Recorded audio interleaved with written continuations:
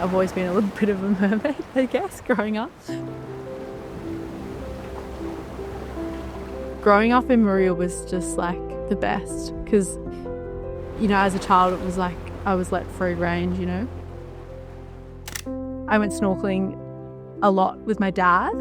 We would go snorkeling around like the rocky reef area and look at the kelp, and I remember thinking like that is so cool. It felt like an alien planet. I think from then on I was pretty like locked in to doing marine science in general.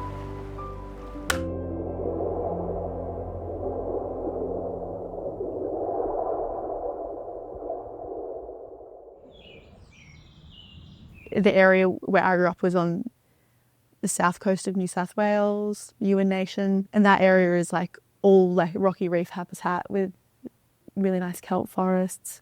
So I think I grew up understanding like its beauty, I think. And I don't think I really appreciated it until I went like diving in tropical reef areas. In general, people like to romanticize the Great Barrier Reef, and fair enough, but I think I would like just some more attention on kelp forests in general and more change and more general like public awareness around cold water reefs. My project is about assessing the bacterial component of golden kelp and its microbiome for the purposes of enhancing like restoration. Kelp is a foundational species and its importance is definitely very understated. It helps the ecosystem services, it draws carbon out of the atmosphere, like any plant releases oxygen through that.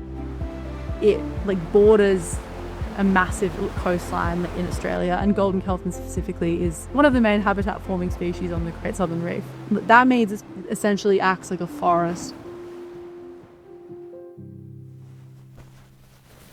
So I'm packing for the COP, which stands for the Conference of the Parties. It's like the United Nations big climate change conference. Mainly it's about like youth leadership and empowerment, kind of putting young people in policy spaces and understanding what that means. It's in Brazil this year, which is really cool, in Belém, which is a northern city near the Amazon. So at the COP, there's like a civil society section, which is to represent people and new science and different perspectives. Yeah, I'm going as a part of an external fellowship like policy program. It's called Global Voices, a youth-run NGO. There's 6 people, so I'm one of 6 that is going.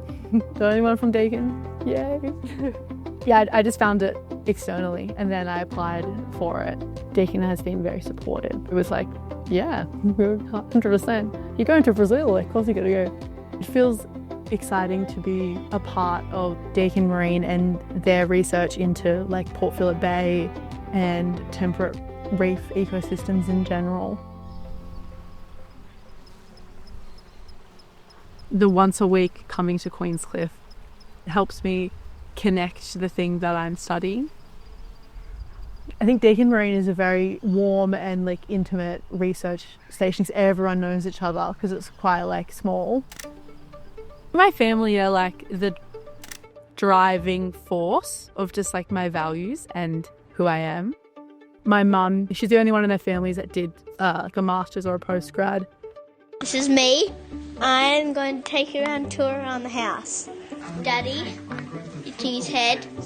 My dad, having that like Indigenous connection to Malaysia, he would always talk about the importance of stewardship and like, you know, First Nations people caring for our environment and what we can learn from them. I mean, just caring in general, and whether that's for the environment or for people, I think that that's really like instilled a strong sense of ethics and ethos into me. This is where I'll be doing a part of my experiments, which will be focused on assessing the bacterial community of golden kelp with different like twine types and water types, for the idea to kind of upscale and like future-proof like cultivation success when we're out planting kelp for restoration purposes. The reason why I chose Deakin was because they had a dedicated marine research centre, and I really liked how integrated all of the research was. Like, I'm in a kelp lab, but I'm also walking past, people in fish nutrition or urchin development. And I think it's important to understand that while your research is very insular and I'm focused on a tiny, tiny, tiny part of kelp and golden kelp, there's such larger processes that impact that. And I guess that's just that's just the conversation around ecology. There's so many parties that contribute to the health of something. I think all of the steps that have led me up to the point where I am have just been chosen because I've felt in the moment that they inspire me and they drive me. One of Deakin's ethos being sustainability, that was also important to me, because for me sustainability means the integration of all parties, as in not just the environment, the people, and social and economic equity. I definitely think my ability to morph into different environments and to be a bit of a chameleon is a superpower. I think I've had a lot of different experiences in life, and I think each one of them I can find something to relate to a new group or a person I talk to. So I think I have something to draw on. I think Pearl will be doing something that involves people. I think she is a very good scientist and she's a really talented researcher, but I think her strengths are really in connecting with people, making her research actually count for something and sharing it with people and getting it into policy and stuff like that. I think success is definitely for me impact and having genuine connections with people. For research in the future, I'd want other young researchers, but particularly women, to not feel so discouraged or overwhelmed by the idea of doing research and postgrad in general. Because I think there's definitely, for me, there was definitely an idea that I had to be a really serious, smart, studious, top of my class student to even think about doing postgrad.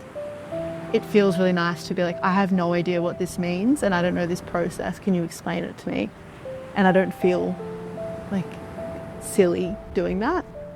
And as long as you're passionate about the area that you want to do and you want to learn, I think that's the most important thing.